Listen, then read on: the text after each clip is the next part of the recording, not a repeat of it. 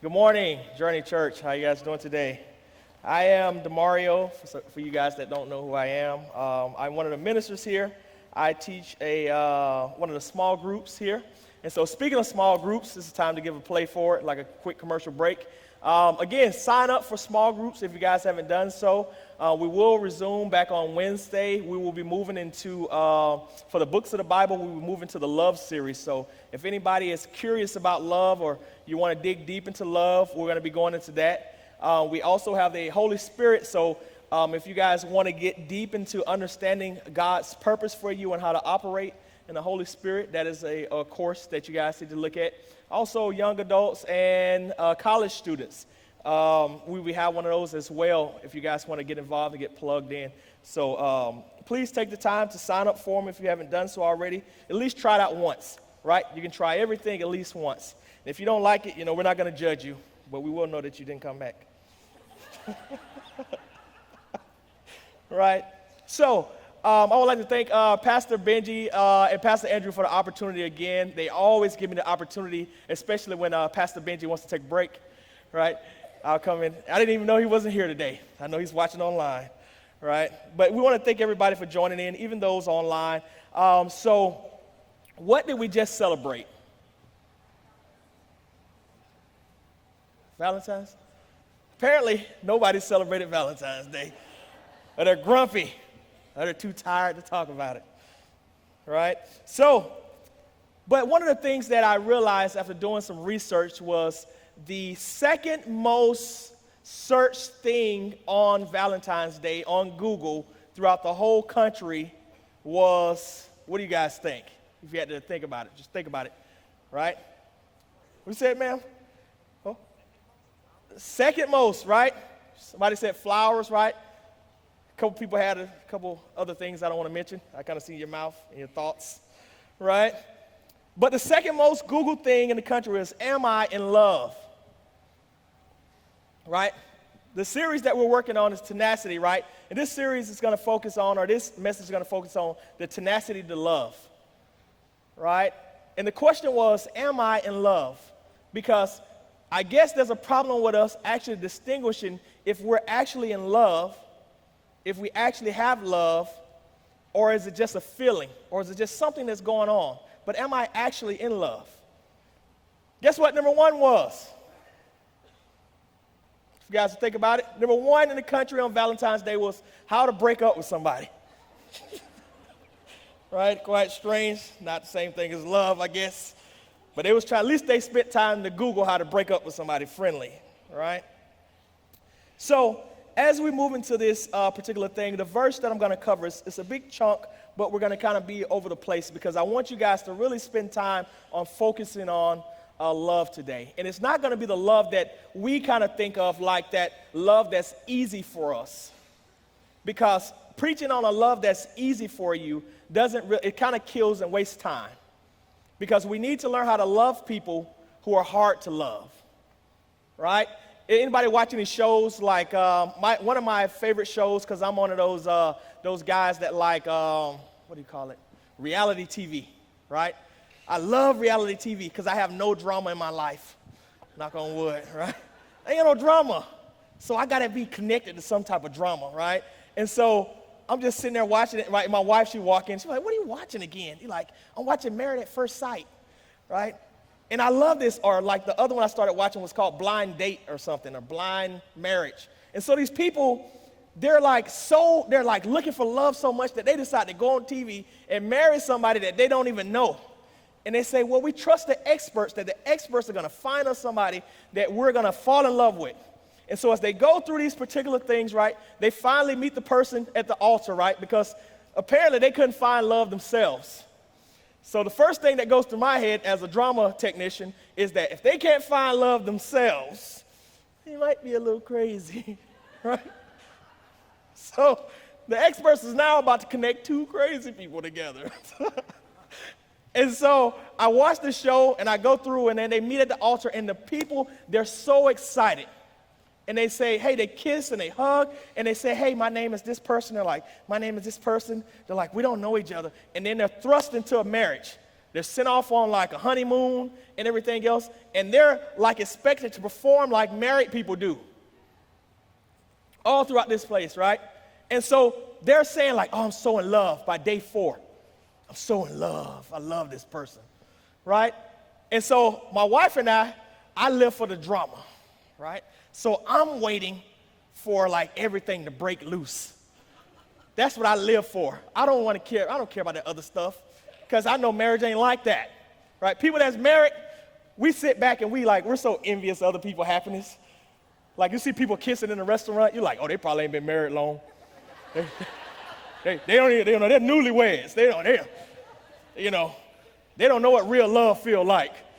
Just wait till something bad happens. That's bad how we hope bad stuff on people, right? And so as we are hoping this stuff on people and on these relationships, right, chaos breaks through. Boom! Somebody puts the toilet paper on upside down. Husband steps back, he said, no, I don't think I can deal with this no more. And I'm like, what? Oh, toilet paper? Like your whole life is over. Like everything that you just hope for, the experts match you together, and you're saying that just because this person put the toilet paper on backwards, oh, I don't like the way they brush their teeth. I don't like, they use the toothpaste and they roll it up and clip it. So these people are picking everything out and they're just saying like, I'm looking for love. And they believe that the experts, these people that know and that put them together based off of their scores and everything else. But one thing that the experts never, and you cannot put on paper and you cannot test, is somebody's selfishness. We can account for everything, what you like, what you don't like, but we cannot account for selfishness, right? And so as we break down into the scripture of it, 1 Corinthians 13, verse 1 through 13. And it says, if I speak in the tongues of men or of angels, but do not have love, I am only a resounding gong or a clanging cymbal. If I have the gift of prophecy and can fathom all mysteries and all knowledge, and if I have a faith that can move mountains, but do not have love, I am nothing. If I give all I possess to the poor and give over my body to hardship, that I may boast, but do not have love, I gain nothing. Love is patient. Love is kind. It does not envy. It does not boast. It is not proud. It does not dishonor others. It is not self-seeking. It is not easily angered. It keeps no record of wrongs.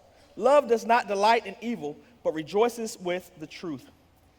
It always protects, always trusts, always hopes, always perseveres. Love never fails. But where there are prophecies, they will cease. Where there are tongues, they will be stilled. Where there is knowledge, it will pass away. For we know in part and we prophesy in part. But when completeness comes, what is in part disappears. When I was a child, I talked like a child, I thought like a child, I reasoned like a child. When I became a man, I put the ways of childhood behind me. For now I only see as a reflection in the mirror. That we shall see face to face. Now I know in part, then I shall know fully, even as I am fully known.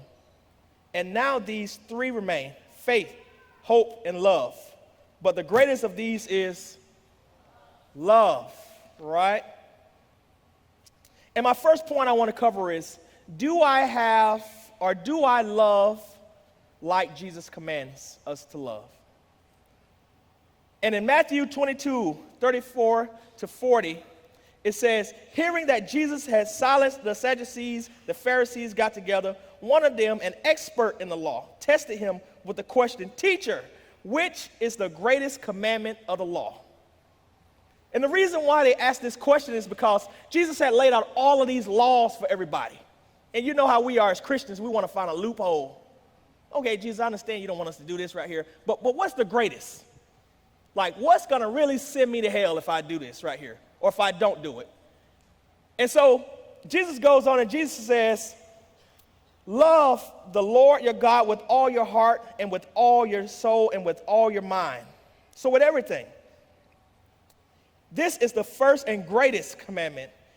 And the second is like it. love your neighbor as yourself. All the law and the prophets hang on these two commandments. So Jesus commands us to love.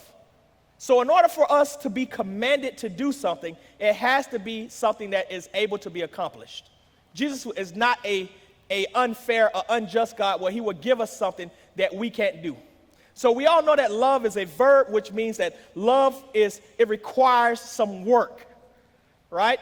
I think the most of the time we feel that if we don't feel a certain way about somebody, then we don't love them no more. I fell out of love with that person. I got an uncle and an aunt, they've been married for about 50 years. And I asked him, I said, how do you guys sustain this long? I said, how do you just love your wife like that? He was like, I don't love that woman. I was like, really? He said, not the love that you think. The love that you think comes and goes. The love that I have has effort. It requires me to do things that I don't want to do. It requires me to come into submission under God when it comes to loving her. Because on the days that I want to do things and things that I want, I have to submit myself to God and say, okay, I can be boisterous to her. I can keep a record on her and say, hey, you're not doing this, you're not doing this. And I can let my feelings go. But he says it requires time. It requires energy. The thing about us as humans is we don't want to put any energy into anything. We just want it as is. We just want it to come, right? And so the second thing is love your neighbors as yourself. Do we really love our neighbors as we love ourselves? Think about it now. If your neighbor treated you how you treated them, and I'm not talking about the good neighbor, right? Not the neighbor that you get along with. I'm talking about the neighbor that leaves trash everywhere. I'm talking about the neighbor that you work with, that you can't stand at work. The neighbor that's your boss. The neighbor that's on Facebook that's talking about you. And this thing is critical, the way Jesus put it, right? Because the reason why these guys, the Sadducees, they sent a knowledgeable person to Jesus because everybody wanted to trip Jesus up. And Jesus, very smooth, right? He doesn't even answer the question the way that the man wanted him to say, like, oh, this is your neighbor. Jesus answered the question like this right here because Jesus is so smooth. He's a smooth talking brother. He says, a certain man from Jerusalem went to Jericho. And so if the man came from Jerusalem, he automatically is considered to be a Jew, right? And so he says he went to Jericho. And on his way to Jericho, this certain man got jumped by some thieves and robbed, and they got beat. The guy got beat really bad, and he was left there half dead. And he says, a priest came along, and the priest walked right by the man. And a priest, in our likelihood, is considered somebody that we would think this is the person, this is the friend in my life that I expect to stop for me when I'm hurting. This is the person that I poured into. Have you ever poured into somebody's life, spent hours with somebody, dedicated time to somebody when they were hurt, and then when you got hurt and when you felt sad, when you called them, they were too busy for you? This is that priest that Jesus is talking about. And then next he says, a Levite passes by. And a Levite is what they call the top of the top of the top of the theologians. Surely he would stay because he knows the word. And he passes by as well. This is the pastors, the preachers, deacons, the soulful members. You know the people that we come to church and we say, you meet them at the door, or they meet us at the door and they say, hey, how you doing? Welcome to church, brother. Welcome to church, sister. And you're like, oh, I'm just really having a bad time. They're like, I'll pray for you. I love you with the love of the Lord. And we live like that, right? We do it. Somebody calls us with bad news and we say, you know what, I'm going to pray for you. And we say a quick prayer so that we're not lying. But we really don't care about the issues. We're like, oh, God, thank you for whatever. And then we just move on with our life, right? And this is what's happening with the Levite. And then Jesus comes back and he says for the third time, he says, later a Samaritan comes by. If you study the Bible, Jews and Samaritans didn't have no connection with each other. And so this Samaritan stops by, and he sees the man, and he takes him, he bandages him up, he puts him on a horse, he rides the guy to the inn, the innkeeper takes care of him. This Samaritan pays this guy, pays the innkeeper. This is where the term the Good Samaritan came from, right? And so what Jesus showed us is the people that you least expect to take care of you, to look out for you, these are going to be your neighbors. Not the people that you sit and eat with every day, not the people that you spend time with, not even the people that you invest in. It's gonna, your neighbors are the people that you treat wrong. Your neighbors may be the people that you have a prejudice against. Your neighbors are going to be those people that you least expect. I'll give you a scenario. I brought a boat, right? Never drove a boat before in my life. Don't even know why I bought a boat. But I bought one because it was a cool thing to do because my friends had one. So I bought a boat. I'm going down the Alabama River, right? We got FaceTime up. You know, we living our best life. You know how we do, right? I stopped. And I said, hey, I told my wife, I said, let's fish here, because we're supposed to be out there fishing on this big boat. It's a big old Tahoe Q4, like a wave runner boat. So we're fishing. My son, he's on the steering wheel. I look back. Everything looks fine. I say, everything's good. I'm with my wife, and I turn around, and I say, MJ, what you doing? My daughter says, ooh, that's when you know something's wrong. When a little kid says, ooh, something's bad. I turn around, I said, what happened? And MJ, my son, had the key in his hand. But it wasn't the key, it was half the key. And I said, where's the rest of the key at? And she said, it broke off because MJ was wiggling the key inside of the, I said, it broke off. I don't have a trolling motor because it's a brand new boat. It's a fish and ski boat. You don't need a trolling motor. That's what they told me. I don't know nothing about boats, right? Clearly, I was wrong because people were laughing at me. So I'm out there, and as we're going, right, now the waves are pushing on the boat, and the boat is turning. Literally, I got all my family on there. The boat is just spinning through the water, and I'm trying my best. My wife, this is her first time going out with me, and it was her last time going out. And I'm sitting there, and I'm trying to control it, because you can imagine I'm trying to control the river, and I got to row, and I'm trying, and my boat, my brand new boat is now going against, like, the walls. And it's like, smash, smash. And I'm like, Lord, please. I throw an anchor out there. The currents are so bad, the anchor's just dragging down. And I'm like, Lord, I see a guy coming on a boat, right? And I said, oh, we can try to blow the horn. I get his attention and everything else. I see him in the rear, right? I tell my wife, I said, look at this guy on the boat. And I said, oh, he a brother, meaning black. They go, brother, here you go. Here to my rescue, right? So he comes up, right? And he's like, it's only a couple hours left to fish. And I said, man, it's good to see you, right? Because you're a brother. It's good to see you. I'm out here trapped, Alabama River. You can help me out, surely. He pulls up in his boat. He says, oh, man. I said, man, I'll pay you, man. Like, look at my family, wife, kids. So look at my wife, man. Like, she ain't having it, man. And he was like, oh, man, I can't help you, man. I'm sorry, man. I said, man, just get me to a dock, any dock. I'll pay you, brother. You gonna leave me here? Brother drove off. All right, brother, all right. Another guy coming up, flying. He got like 8 motors on the back of his boat. Whoa! Taking off, flying, going down. I said, oh, I blow my horn. I'm like, stop. Another guy, stop. Guy swerves around. Super white guy. Y'all know super white, right? Got the hat on, gum in his mouth. He got the fishing hat, got a hook in it. So what's going on, man? He said, like you broke down. Like, yeah, I guess I broke down. You need some help? Yeah, need some help, sir. He said, well, bring that thing right on over here. I'll hook this thing up, and he drug us back in with this motor thing, just slinging us everywhere, right? Drove us right into the dock now, all the way into the dock. He drove me to the dock. He untied me, put all my stuff together, and I said, how much I owe you? He said, man, just pay that thing forward. I said, pay that thing forward? He said, yeah, man, just do it for the next guy. Next person gets stuck, you help them out. Drove off with his 8 motors. I said, that's my neighbor. brother.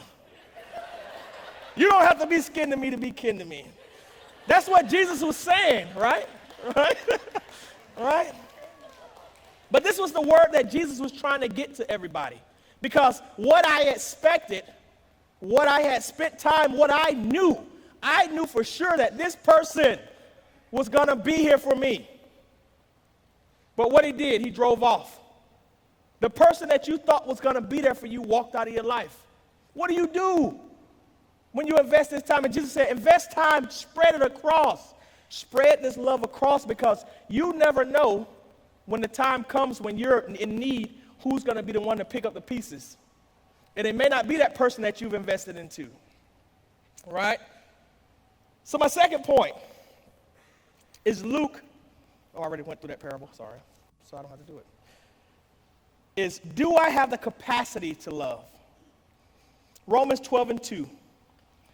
Do not conform to the pattern of this world, but be transformed by the renewing of your mind.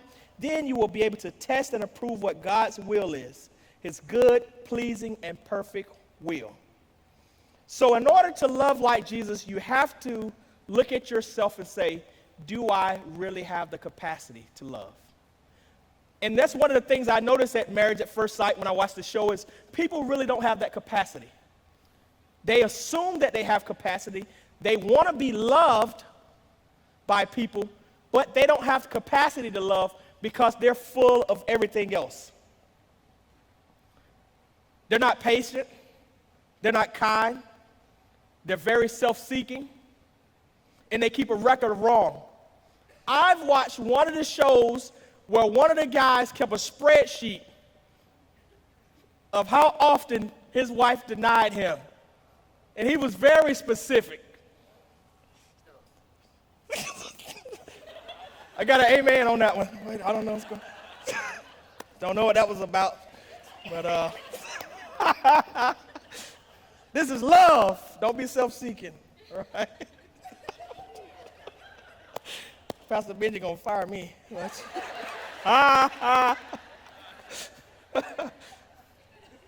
1 Corinthians 4-7 says, love is patient, love is kind, it does not envy, it does not boast, it is not proud, it does not dishonor others, it is not self-seeking, it is not easily angered, it keeps no records of wrong.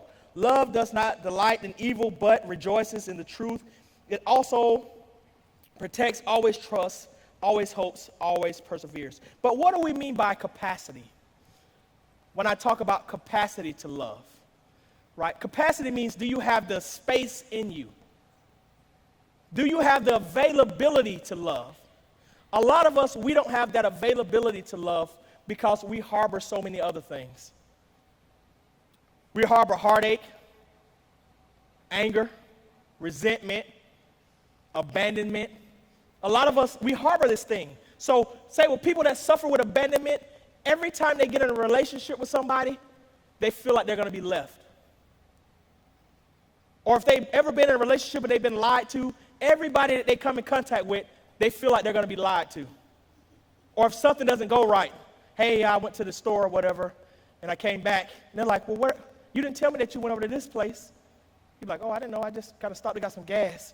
You're just like everybody else. It's like, I wanted gas? I don't understand what like everybody else is. But what they're saying is that you're treating me, or they relate everything to everything. So they don't have that capacity to love. And so what Jesus calls us to do is, he calls us to pour yourself out to him. Number one, when he calls and says, seek ye first the kingdom.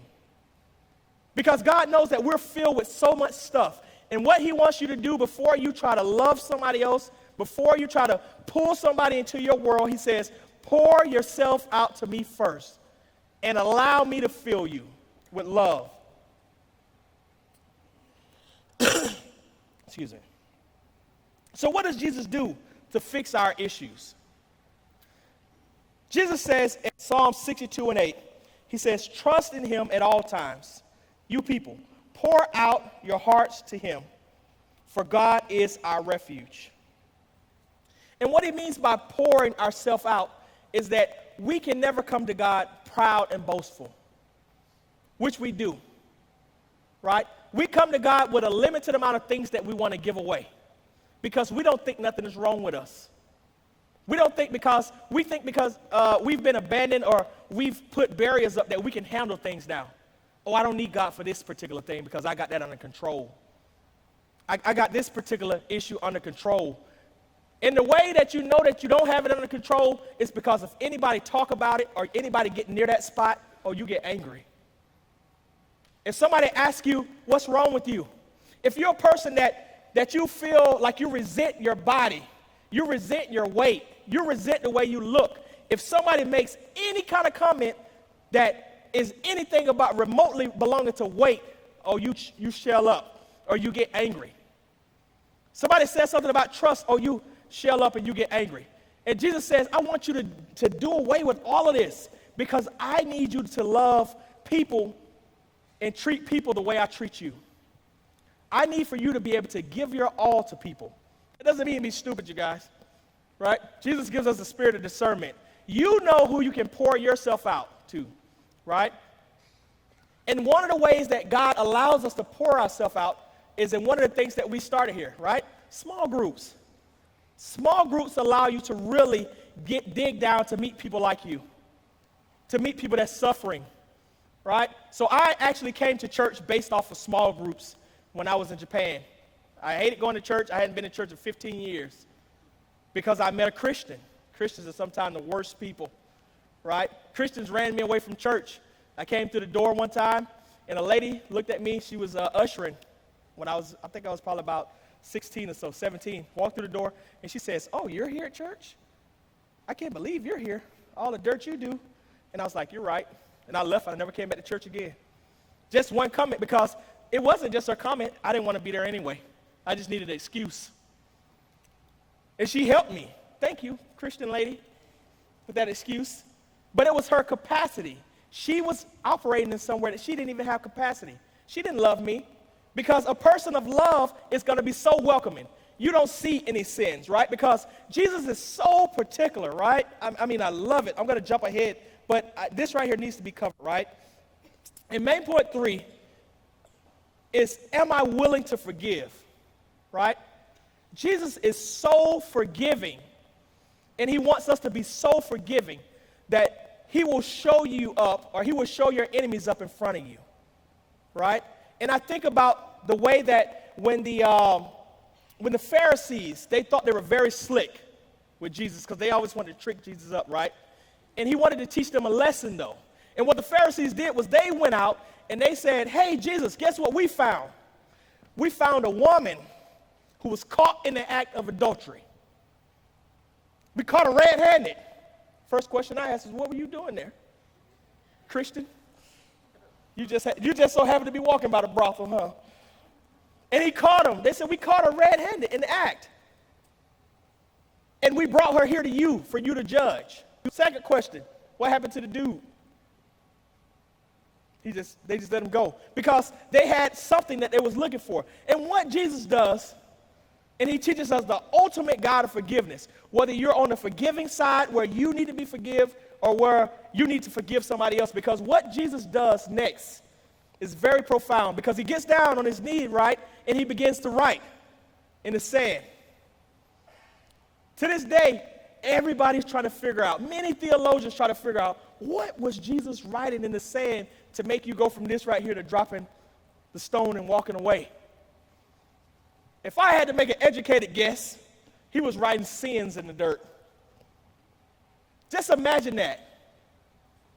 If you come to God, or if you go to your neighbor, and Jesus says, I want you to love your neighbor, I want you to forgive your neighbor, I want you to bring your neighbor in, to welcome your neighbor inside the church, to welcome inside your home, and you says, God, I can't trust them because of this right here. You know, they hurt me last time, and God says, you're right. And he pulls up his screen in front of everybody at the church and starts writing your sins. Just imagine what would happen to us in this church if Jesus wrote sins on the screen right now. People would be like this. Oh, you'll be so embarrassed. Because it's amazing how we want God to forgive us for things that we can't even forgive others for. We have a fact sheet, or we have a record of wrongs compared to somebody else. Well, I'm losing. You're winning because you're a sinner. And I try to do everything right, so my little sins don't compare to yours. But remember that Jesus doesn't look at sins the way we do. We look at them head on. He looks at them from above down. So when you're looking at something from above down, guess what everything looks like? It looks exactly the same, right? In 1 Corinthians 13, 8 through 13, it says, love never fails, but where there are prophecies, they will cease. Where there are tongues, they will be stilled. Where there is knowledge, it will pass away. For we know in part and we prophesy in part. But when completeness comes, what is in part disappears. When I was a child, I talked like a child. I thought like a child. I reasoned like a child. When I became a man, I put the ways of childhood behind me. For now we see only a reflection as in a mirror. Then we shall see face to face. Now, I know in part, then I shall know fully, even as I am fully known. And now these three remain: faith, hope, love. But the greatest of these is what? Love, right? So what forgiveness does for us, forgiveness forces us to examine ourselves. Because a lot of times what we do is we're finger pointers. And what forgiveness allows us to do is to point the finger back to ourselves and say, well, what did God forgive me for that I've done? What did people forgive me for that I've done?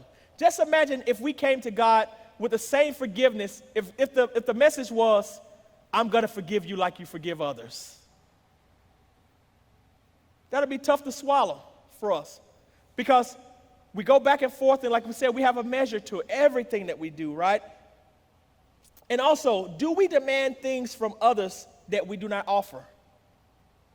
Are we asking people for things that we can't even produce ourselves? Are we forcing things on people that we can't even do ourselves? Are we holding people to a standard that is Christ? Are we making people our Christ by holding them to a standard and not understanding that we are all fallible people? We make mistakes, right? People hurt people. It's normal. But we have to be the people to say, you know what? You're my neighbor. I forgive you. Because if you don't forgive somebody, when it's your turn to be forgiven for something, do you expect the same thing? Because some of us say, oh, I'll never be caught in that situation. Okay.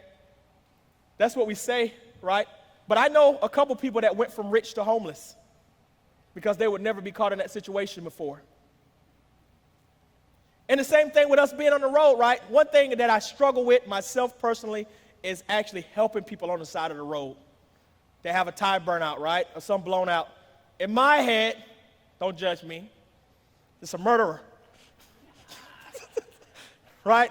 I'm just saying personally, y'all don't judge me. I'm struggling as well, right? So when I drive by and I see somebody, only thing I can think of is the first 48. If I stop on the side of the road, these people are going to kill me. Unless it looks like somebody that's not killable, like they can't just take me down. I'll stop if it's a family or something like that. I'm like, okay, surely this family is not going to kill me. I hope not. So I pull over and I'll help them and everything else, right? I see a guy on the side of the road, definitely not killer. Because I think somebody posted one time on Facebook, they said they see trash bags on the side of the road. They think it's a body in there or something. So everything in my head is circled around this. Maybe this person put that body there and their car broke down. So I'm not going to help them. So my car broke down. I definitely look like a black killer, some stuff. I had a ball cap on them on the side of the road, like, hey, they're like, definitely not black, man. But it made me think back to how many people I drove by because of the perception that I had for people. The thought process that I put into my head, right? Not believing and trusting God that, hey, you know what, God? I know that you're going to protect me. I hope. No, stop. I know you're going to protect me, God, so I'm going to stop here because this person may really be in need right now. So I trust that you're going to protect me. But we just drive by because, again, we may be late. We got stuff going on in our lives. So we don't have any time for anybody else's life. Right? And so I ask for forgiveness for those particular things. The second thing forgiveness does for us is forgiveness frees us from the bondage of the offense. Have you ever been in a place where somebody does something to you and you can't stand them? I just hate them. They walk right by you just like everything's fine. Hey, how you doing? And you're like, I could even speak to me. And then when you finally, you're like, I'm just going to talk to them. And you say, hey, you know what? That day at church, we was there and stuff. You hugged everybody and you didn't hug me. And you're like, oh, for real? I didn't even realize that. But you just spent a whole month and a half not even sleeping because you thought that they didn't like you. And so what it does, though, is it frees us. It being bondage-free and forgiving people just allows us to just release things. Because the only person that is carrying around that hurt, that pain, that anger is you. The person that offended you probably don't even think about you. And so you're the one that's harboring it. I'm going to share a story with you guys real quick about forgiveness and how forgiveness can help you out. Anybody familiar with Joyce Meyer? Right? So Joyce Meyer shared a story about her family growing up, right? Joyce Meyer grew up in a household where her dad abused her, she said daily, pretty much. And she went to her mom, and she told her mom multiple times, she said, hey, Mom, this is what's happening in the household. And her mom said, her mom was so afraid of her dad because her dad was so aggressive and so abusive that the mom just said, hey, just kind of stay away to avoid the situation. She pushed it on Joyce. Hey, you avoid the situation, kind of stay away, and so forth. And so not only do you have a young girl that has been abused, that feels ashamed, because she can't talk to who you got to talk to about this. So she feels abused, she's ashamed, she's angered, and now she feels abandoned. Because the very person that she went to told her, hey, you need to find a better way to handle this. So imagine being a little person, a little girl, child in a situation, and somebody tells you, find a better way to handle it. Even as an adult, you're struggling with depression, you're feeling suicidal, and somebody comes to you and say, well, I don't feel that way, find a better way to handle it. Because they don't understand what you're going through, and they don't want to take the time to understand what you're going through. And so you end up being hurt, and you bottle all this stuff up, and you make a way to live with it. So every day you carry around this bottle that at any moment this thing can be released or broken by somebody. And so what Joyce does is she says that as the years pass, she becomes Joyce Meyer. So she's preaching, she's teaching, she's known all over the world, right? And somebody says one thing to her and she melts. So she's big on stage and small on the inside. And she's carried this thing daily. And she says God asked her to do one thing. He asked her to, as her parents got older, he asked her to buy them a house. God told her, told her, buy your parents a house and take care of your parents. So she had to go back to the same parents, the same father that molested her, the same mom that abandoned her and let this happen for years. She had to go back into this area. And not only did God tell her to buy it, but God said, serve them. Oh, this God, I tell you, he wants us to serve people that we don't even like. Because through this whole process, it was never about the serving. It was that healing comes with serving. And healing comes with releasing whatever unforgiveness, whatever hatred, whatever you have that's going to block you from loving your neighbor because you're only blocking your own blessings. And so what she does is she buys them a house, and she said she tried to buy a cheap house because she didn't really like them like that. And God said, nope, you're going to buy them a house, a big house, right? So she buys the house, and she serves them. She goes every day, make sure the yard's cut, make sure everything. And she says throughout this process, her father called one day, and her father was crying. And he apologized to her and said, I'm sorry for everything that I did to you over this course of years. And so you would think sitting on the other side that, well, sorry doesn't help. Sorry is not going to bring back my childhood. Sorry is not going to do whatever. But to her, sorry was just a little bit of closure. a little bit of release, because she felt the whole time, how could somebody do this to me and not even have the decency to apologize? Because to her, that was a spit in the, like a smack in the face. But the day that he apologized, she said her ministry took off. And it wasn't because of him, it was because of her being able to forgive. Because God cannot bless an unforgiving heart. I don't care how good you are. I don't care how good you think you are, how much money you think you make. He will stagnate you across the board if you have an unforgiving heart. Right? Because he wants to grow us.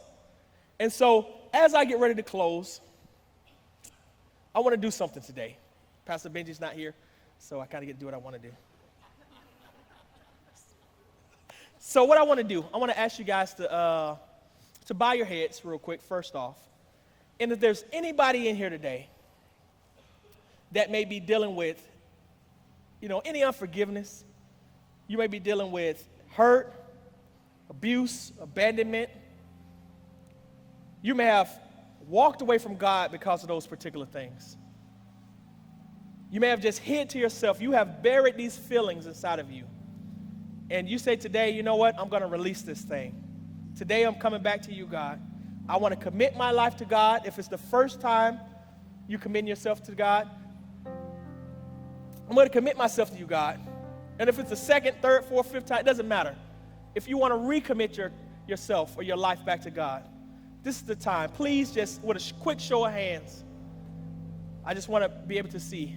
We've got 1, 2, 3, 4, 5, 6,